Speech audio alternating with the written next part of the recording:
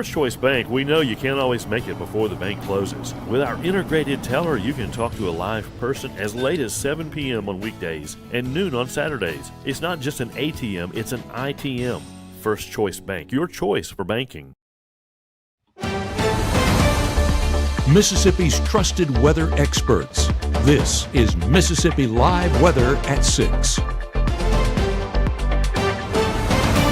Hello there, I'm Chief Meteorologist Matt Lawpon. Thank you so much for joining us for Mississippi Live Weather at 6 on this Monday evening. I'm starting you off with some daffodils because Brittany in Cownville has some daffodils. That's how much we've warmed up. Now, let's be honest. I've got plenty of those planted along driveway, and we actually put out some bulbs this weekend with it. I don't have any of them popped up like that yet.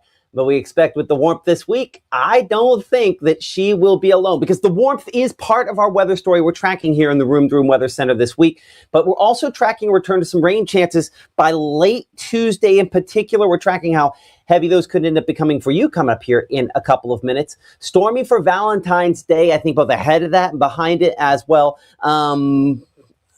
Yeah, not going to be cold, though. Warmth is the story, and we are preparing you for severe weather. And while it is still probably more likely than not that in North Mississippi, especially extreme North Mississippi, we don't see severe weather with Saturday's storm system, it remains a possibility, and this is officially Severe Weather Preparedness Week. We'll talk with our meteorologist, Gabe Maynor, about severe thunderstorms, our topic of discussion this evening here. What makes a severe thunderstorm, among other things, what we will be discussing. But none of those for tonight, as you saw a moment ago with that camera behind our headlines. There's nothing out there like that. We're 61 at 7 p.m., 55 by 10, 53 by 1 o'clock in the morning on the first 12 here, down in the low 50s by early morning on your Tuesday, which is almost where we should be for high temperatures this time of year. That tells you just how warm we are and will continue to be going forward over the next couple of days. Outside in Amory right now, again, that mix of cloud cover out there.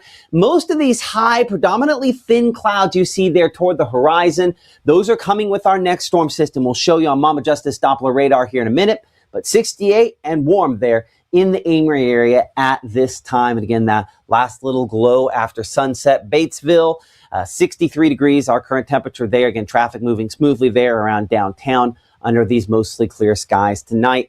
And right now, at this instant, looking in Fulton, traffic also smooth there, 66 the temperature. Appreciate the Mississippi Department of Transportation for these great views. I just love that shot back toward the west. One of my favorite transportation cameras that we have there because of that shot. Again, Mama Justice Doppler radar, looking back there toward the Blue Ridge Mountains, back into Georgia. That's where we see a little bit of moisture, but not much, really across the entire lower 48 until you get all the way up there closer to Canada, and our next storm system will bring the colder temperatures with it.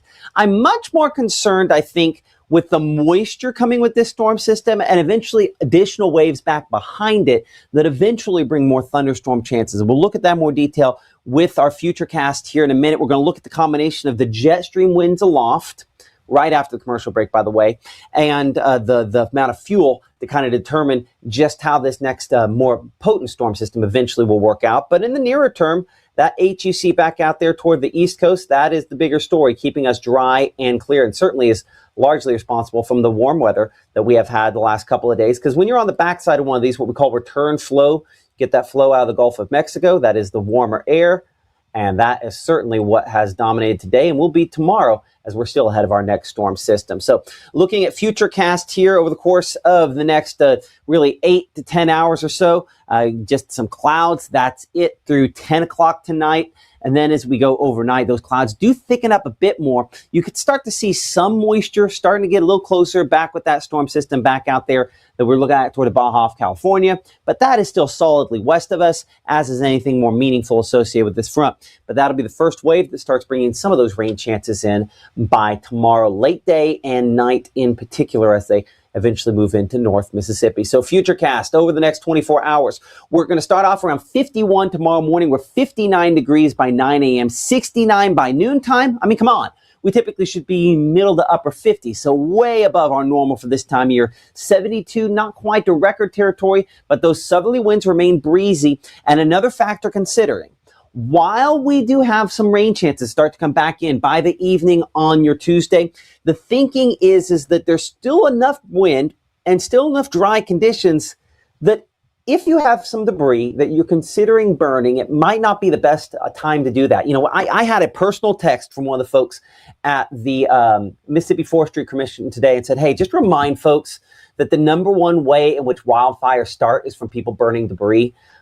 Consider not burning debris right now with the breezy conditions, relatively dry air that we have in place. Let's give it a little bit longer for hopefully things to calm down a little bit. We don't want to start those wildfires. So again, a number of different factors in this post-ice storm time period that we're in to keep in mind there. In 60 seconds, we will look at those next more significant storm chances where severe thunderstorms are possible. We're breaking that down using Futurecast, a very early look at the GFS and how that could play out as far as our severe weather chances are concerned. And it's Severe Weather Preparedness Week. We're talking about severe thunderstorms just in general as we're starting to think ahead because, as we talked about at 5 o'clock, like we said last week, or maybe it was the week before that, there is no next round as far as winter weather is concerned. Not in the reasonable future.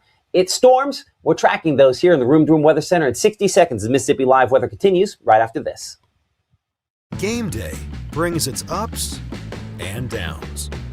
Celebration and disappointment. Anxiety and relief. Friends and enemies. You can always argue over who should have won, but everyone can agree on great food. Appetizers, entrees, drinks, party platters, or even the taste of sweet victory. There's something for every season at Eat With Us restaurants. As a bankruptcy firm, Mitchell, Cunningham & Bowling realizes many people are worried about their finances. We're here to guide you through the next steps to restart your life with easy video appointments. New clients don't have to leave home to get information about becoming debt-free. Also, convenient in-office appointments are available at the low cost of $340 upfront for a Chapter 13. You can be on your way to being debt-free. Contact Mitchell, Cunningham & Bowling today or visit our website at mcdebtfree.com. We are here to help you. This portion of Mississippi Live Weather is presented by Little's Jewelers. Right now, from the Room to Room Weather Center, here's Mississippi's Chief Meteorologist, Matt Lovhawn.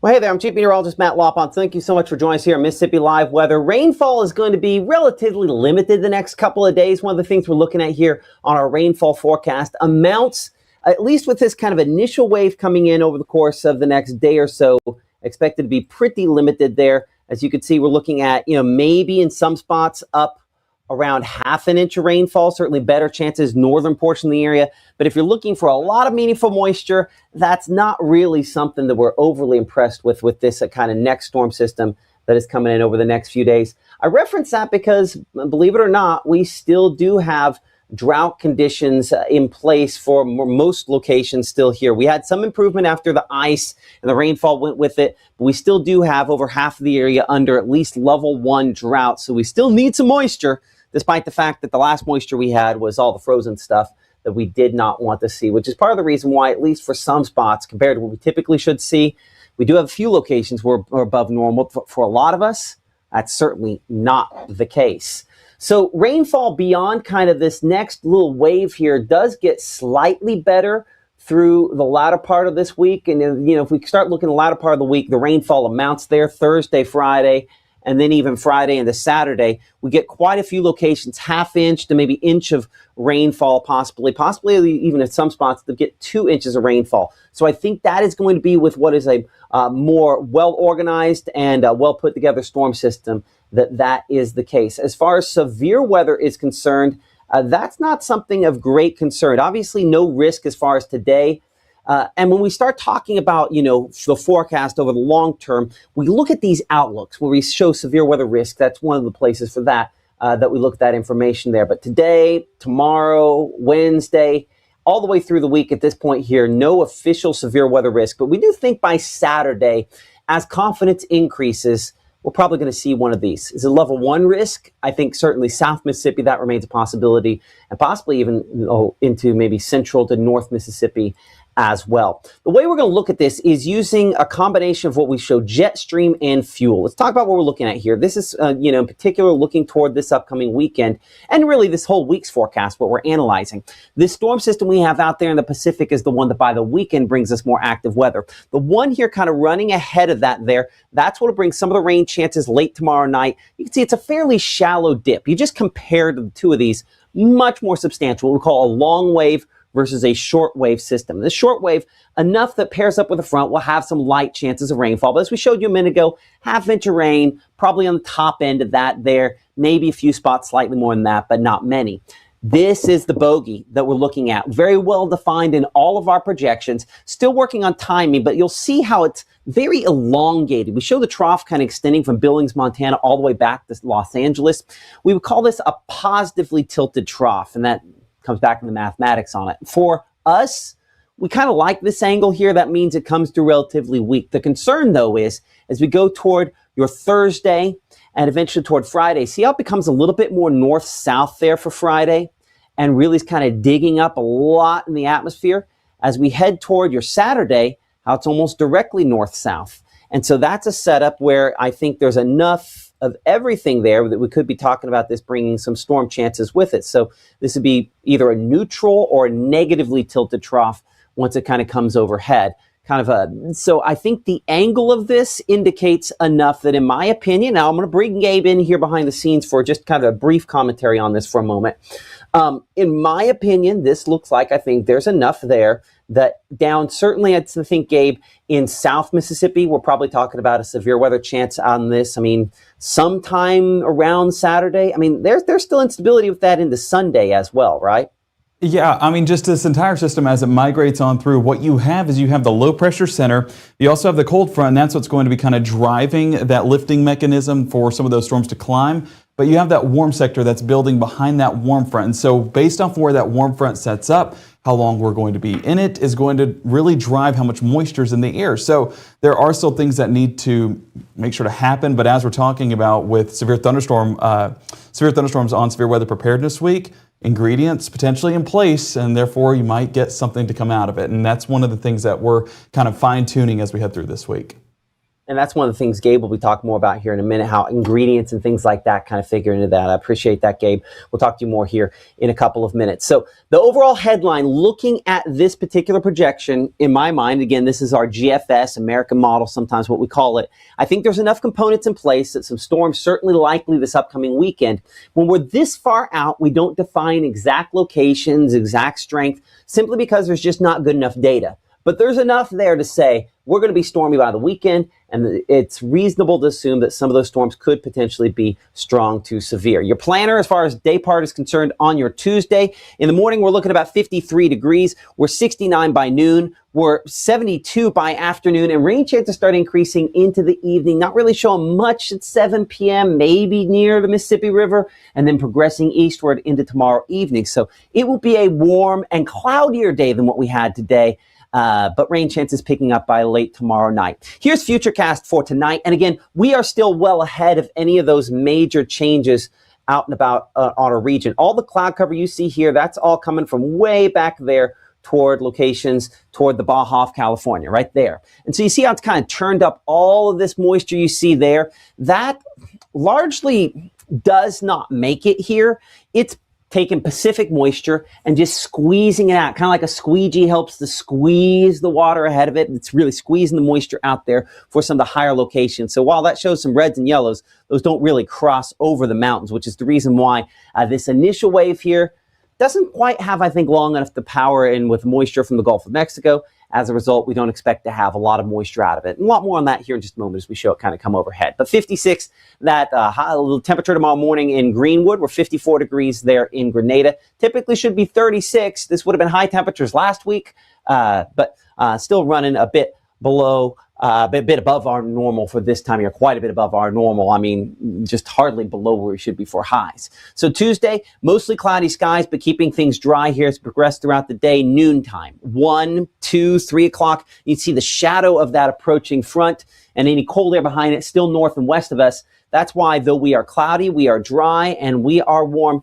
Yeah, we do show again, first of those showers. Pretty light here back locations towards Shelby, Cleveland, back toward Helena, West Helena, and Clarksdale. Not a lot of meaningful moisture making the ground out of those. High temperatures, we're going 71 New Albany, 72 degrees in Tupelo. Record on the books is 82, so we're not record setting. 10 off of that for tomorrow, but we're really warm. As we're mid-70s, Starkville at 75 degrees in Macon, and Kosciuszko 72 there in Senatobia, and about 73 degrees in Water Valley. So here comes that front. Some isolated showers with it. These are all relatively light. Look at our scale here for a moment. Not a lot of meaningful rain with these, but so that's the reason why it doesn't really add up to hefty rainfall totals. We're 10 p.m., 11 p.m., midnight or so. A couple of rumbles possible out of this. We show those back out into Arkansas, kind of sweeping on the backside of this front, and some slightly cooler air to go along with it. But as far as anything beyond a rogue rumble, this is not strong or severe thunderstorm activity in the early morning hours of a Wednesday morning. It's just maybe a rumble, and a lot of locations rainfall amounts less than a half an inch. I think really half an inch of rainfall is on the high end for a lot of spots on this initial wave. It just doesn't have a lot of moisture to work off of there. So 46 in Iuka to start early Wednesday morning. Corinth 46 as well as Boonville. 48 degrees in New Albany. We're 52 Grenada, 54 degrees in Greenwood, and 56 Belzona, 55 in Greenville. So showers continue, again, fairly light here through the first part of your Wednesday. By Wednesday, even 9 o'clock in the morning, you don't even see any yellows or oranges or anything like that showing up at that point, as it's those drier north winds behind this system that continue to settle in. Now, while it is a little bit cooler, this is not big Arctic blast of cold air. You can kind of tell that because even some of the higher or mid-level locations out there in the Wyoming behind this system are, still showing up with green. So this is not an Arctic blast, but what it does do is it kind of holds back the moisture just a little bit. I would have much higher confidence on a severe weather threat this weekend if this front didn't come through on Wednesday. But this front kind of squishes moisture down, again, kind of one of those squeegee effects where you're pulling the squeegee there down. The thing you clean your windshield on with when you go to the gas station there. Imagine you're squeezing all the water there, squeezing all the moisture down to the coast. That's what this does. And so that limits, I think, the fuel that we'll eventually have available coming toward this upcoming weekend. One of the things that hopefully limits our severe weather chances. So 59, we'll look in Holly Springs there for a high on Wednesday, 59 Senatobia, 60 degrees in Oxford. We're 64 Bruce, 66 degrees in Eupora, and 69 Kosciuszko, 68 for Louisville, and 69 for Macon. 7-day forecast has us down a little bit for Wednesday. Again, low 60s there for highs on Wednesday. Thursday, probably low 60s as well. And this is as cold as we get. 39 degrees for early Thursday morning. So again, this is cooler. This is not Arctic air by any stretch of the imagination. We're back probably in the mid 60s by Friday. Again, questions related to timing of this next storm system is the reason why I expect of anything you're looking at here, these percentages will change as we refine the timing of this. As Gabe mentioned at 5 o'clock, it has scooted back more deeply into Saturday over the last 24 hours. And depending on if it scoots back more into Sunday, that percentage could come up. But we do expect to have showers and thunderstorms both ahead of and with this storm system as it moves in. And so I would say, as far as your plans for Valentine's Day are concerned, it's very reasonable that we could have some thunderstorms and maybe some strong thunderstorms across parts of the viewing area. So keep that in mind. Again, something that we do expect in February, just kind of the other end of the stick. You're either getting storms or you're getting something wintry. And as we've talked about ad nauseum on this storm system, the wintry stuff is not, there's no second round. There's no chance that that's what this shifts into. This is warm enough that it's rainfall in every form or fashion. Okay, coming up in 60 seconds, we're talking to our meteorologist, Gabe Maynor, as we're in severe weather preparedness week, getting you ready for that active weather and kind of everything that goes along with that as Mississippi Live Weather continues here from the Room to Room Weather Center in 60 seconds. You're not going to get it all right. Just make sure you nail the big stuff. Mama! Like making sure your kids are in the right seat for their age and size. Get it right at nhtsa.gov/the right seat. Hear that? That's the sound of your life. But every time you drive after drinking, the music gets drowned out. Buzz driving is drunk driving. We're all just trying to keep things running for those who rely on us. That's why we don't have time to be sick with the flu. We don't have time for delays. We don't have time for spills. Next. We don't have time for setbacks. Let's be real. Getting the flu shot helps you fight the flu. Get a flu shot for yourself and those around you too.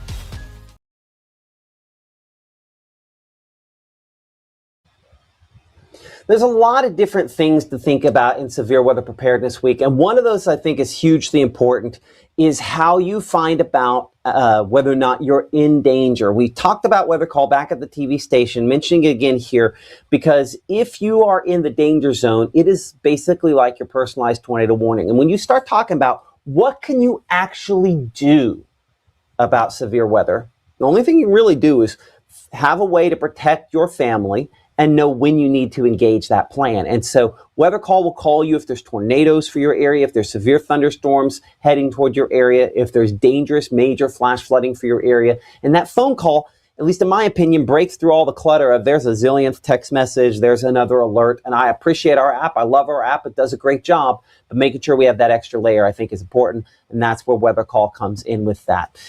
One thing you also see behind me here again is the severe risk area by Saturday. And I do want to bring in our meteorologist, Gabe Mainers. We're talking about this because there are a bunch of different things on this. You know, I think we paint the bullseye on this, on how active, how bad severe weather is and can be. But what is this? And I think one thing that remains important on this is, first off, I have never in the last, I think, probably decade mentioned any of these words. So just ignore the words. The 1 through 5 is the most important thing to know here.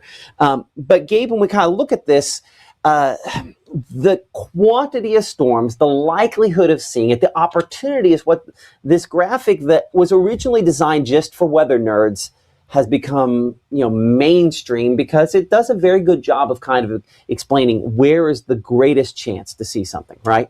Yeah, and it's all based off of number of reports. And on our graphics, that's exactly what we have, because the green going to have a limited number of reports. And of course, whenever we get to those pinks and purples, that's where it's going to be a higher impact event, meaning more reports as a result of that system. So as you can see, marginal risk, there's some isolated severe thunderstorms, more scattered in nature whenever we reach that slight risk. But as that fuel increases, that's where you get that level 3, 4, and potentially level 5 threat as we get into that forecast. And of course, as we're talking about, into this weekend, the potential that we're talking about is really level 1, because the number of reports, we do expect that to be limited. But nonetheless, the potential is there. And that's whenever we talk about severe weather preparedness, that's really one of the things that we look at. One of the things that we look at as well is a watch versus a warning. There's a lot of confusion whenever we're talking about those two things. And oftentimes you'll see a watch get issued and folks start panicking because they think that it's happening right then. Well, as you can see, it is going to be watches around several hours for when those are issued, and warning is more 20 minutes to around an hour. We've seen the duration of that storm, kind of letting folks know in advance that that's going to be something they can expect. Coverage area is a portion of the states, whereas a warning is usually just a couple of counties within those specific warnings. And the advance notice is hours for a watch, and a warning is just a couple of minutes. Now, whenever we're talking about the risk areas and also assessing this with a watch and a warning, it kind of goes risk area, long range, watch, shorter long range, and then warning is more imminent whenever we're talking about those specific threats.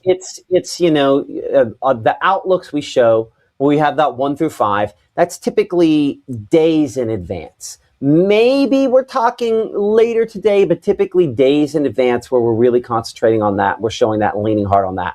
A watch means the ingredients are in place, right? So we always think about, baking cake, or I like brownies. Love brownies. Love brownies. Love brownies. I'm sorry, I just went to my brownie happy place. Anyway. You're hungry now. I'm really hungry. So brownies, if you have the ingredients available, right?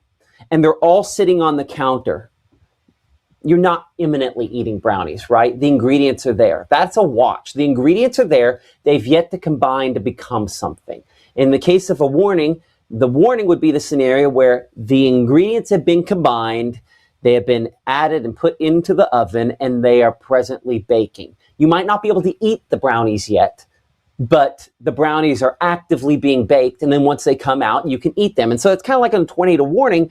We might not actively have a tornado on the ground, but everything's indicating that one is developing, that is coming, and that we'll be able to confirm it soon. That's when the tornado warning is issued there. So it's kind of like my brownies in the oven, but I can't touch them yet. And then once the brownies have come out of the oven, same thing as once the tornado has been baked and is now occurring. So that's why we try to show the red color indicating definitely the greatest level of caution necessary, because any kind of warning, whether it's a winter storm warning versus a winter storm watch, the watch comes out before, the warning comes out when everything's been combined. So ingredients are there. We can tell that very easily with a watch, and they've been combined to produce something bad. That's when the warning comes out. And the difference with severe thunderstorms and tornadoes is tornadoes can get warned without there necessarily being a tornado being produced. Severe thunderstorm warnings usually get issued because that threat has heightened to a level that is at severe threshold. So, which I do believe in either case, it's when we think that they're imminent, right? Yes. You know, in both cases, the National Weather Service tries to go with lead time. And so they might not be presently occurring, but we have seen before the correlation that this has produced, whether it's a tornado or damaging winds or hail or whatever, in this scenario before.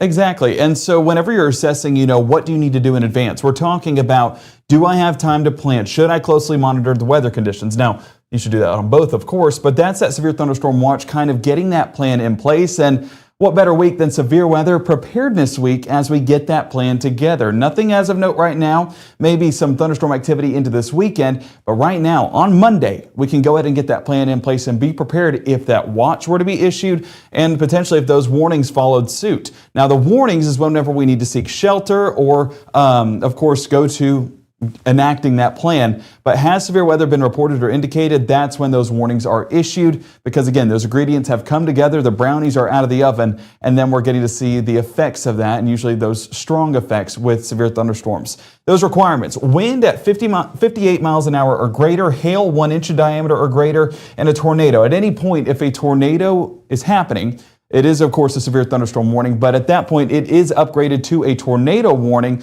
so you get that other polygon that Matt was talking about just a moment ago. But these three things, this is the requirement, and we've seen other effects of a thunderstorm: flash flood, lightning, that can take lives and be life-threatening as a result. So it could be things outside of this that are caused by a thunderstorm, but these are the criteria that we look for whenever those warnings that we were talking about just a moment ago get issued. You did jargon. I'm going to call out jargon. What did you say? When they're looking for what? They're looking for a polyurethane? Polygon. I hate that word. I hate that word because it's a mathematical word, but it's jargon. It's if you look at when we're doing severe weather coverage. I'm sorry, I'm using this time to work on stuff behind the scenes. That's how it's got me all wound up. I'm sorry. That's okay.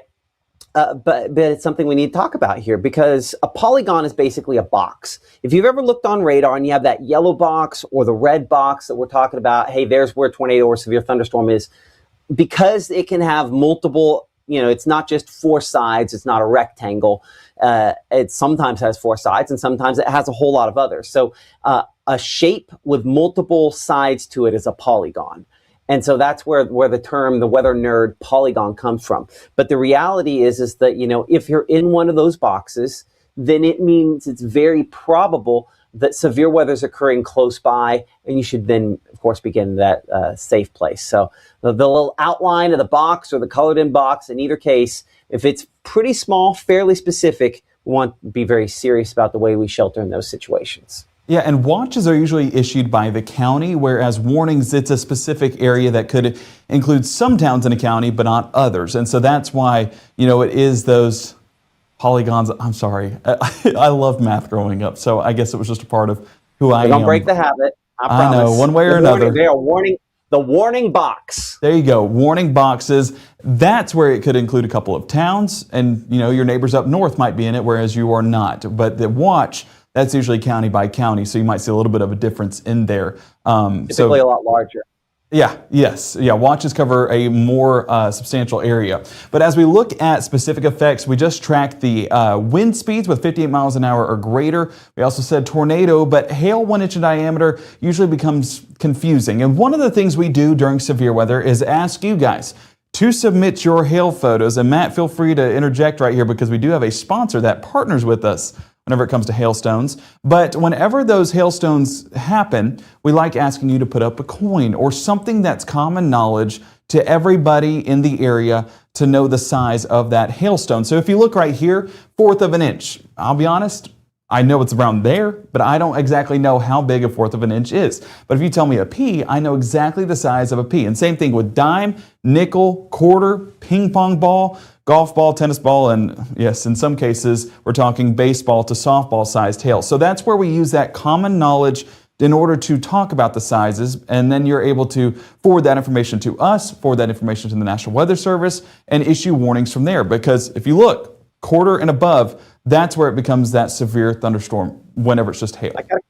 I got to call you. You mentioned the word baseball, and we're going to have baseball forecast, SEC baseball forecast tonight at 10, right? We are working behind the scenes to get that together, but we're grateful to partner with the folks at Carl Hogan once again heading into the spring season, and Carl Hogan is going to be allowing us to show that forecast, and we'll get that up because first games are this weekend.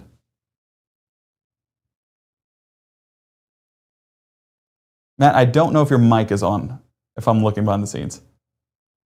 I see El Maestro was at 14 there. Not for baseball's opening weekend. Well, Gabe, unfortunately, it does look like it could be baseball's opening weekend, that we have some rain and storm chances there. That's just the way it goes sometimes, and right? Even Friday. Like, the thing is, whenever you get a system that develops like what we have on this weekend, is the fact that it's lining up terribly with timing. We have Valentine's Day, we have baseball opening weekend, but it coming on Saturday is where it becomes a real annoying factor with the baseball forecast, because you're talking about the warm sector moving in Friday, and that means those isolated cells, because there is that unstable air mass and also that warmth that allows that lift to take place. You have that in place, so rogue thunderstorms are possible. You have that main system that's moving through on Saturday, and it's going to last for a good duration of time. And then Sunday, we get that wraparound moisture as that low pressure swings on through, so even a few isolated showers are possible into Sunday. So I want to say that everything will be able to happen. That's just me personally wanting to say that, but based off the meteorologist side of me, it's not looking the best, Matt, and that's the unfortunate side of opening weekend. Well, and I realized that was actually Ethan's handle, so he's got his eyeballs on his Diamond Dogs there. So excited to have those forecasts for everyone coming up tonight at 10 o'clock. Game of the week, though, should be good to go because it's indoors. Gotta love basketball. Yes. Gotta love basketball. Oh, man. Hey, you know what? I'm excited. We're now, playoff action, right? Yes. Yeah, I think that last week was the last week of the regular season. And Ethan, I mean, you're a sports guy, so correct us if we're wrong in the chat, but I think this week is the first round of playoff action, depending on who wins our game of the week. Yeah, we'll see on how that works out. Looking forward to that tonight at 10 o'clock, Gabe. And of course, our next broadcast will be coming up tonight at 10 p.m. here in the Room to Room Weather Center, as we're excited again to figure out that game of the week. You can help us with trying to determine who that will be. Join us on Facebook for that, as we have a poll going on there, or essentially a post where we're trying to get ideas on where we should go.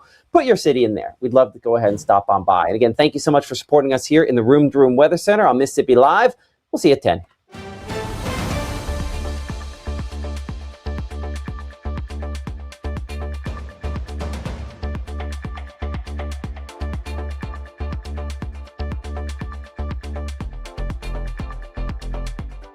March 24th, 2023 was a normal Friday. We knew the weather was not good, but we needed to take shelter, and we didn't have shelter. My husband and almost 2-year-old daughter, Ethan and Riley, they did lose their lives in the storm. We're still recovering from it. We'll always be recovering from it. Matt LawPon cares about the community. He's not just there to collect a paycheck. I feel like Matt LawPon has proven himself trustworthy